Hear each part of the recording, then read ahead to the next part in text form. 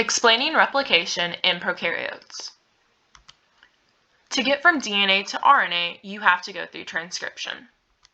To do this, you use the enzyme RNA polymerase, which copies the DNA strands by using phosphodiester bonds, which are read from the 5' to the 3' position and join the nucleotides.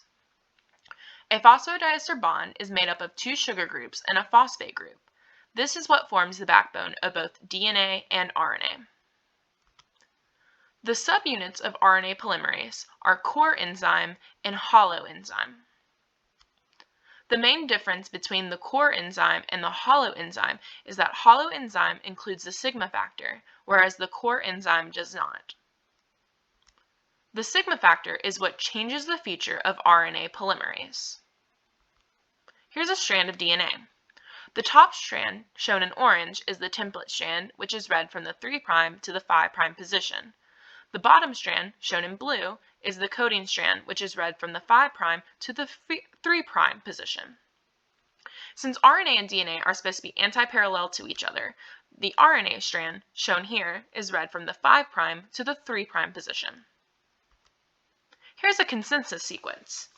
A consensus sequence is where popular nucleotides are expressed based upon another particular segment.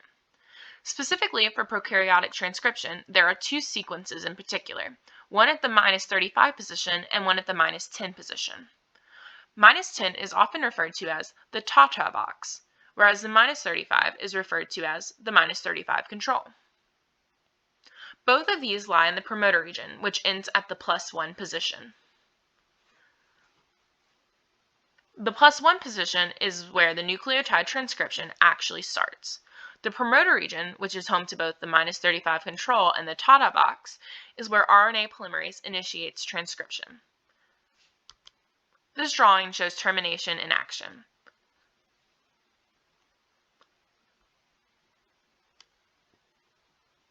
To start termination, the use of termination hairpins are used. Termination hairpins are stem loop structures in RNA.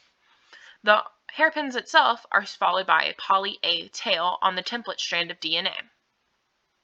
For prokaryotes specifically, hairpins are usually used and usually required for transcription. And here are my references.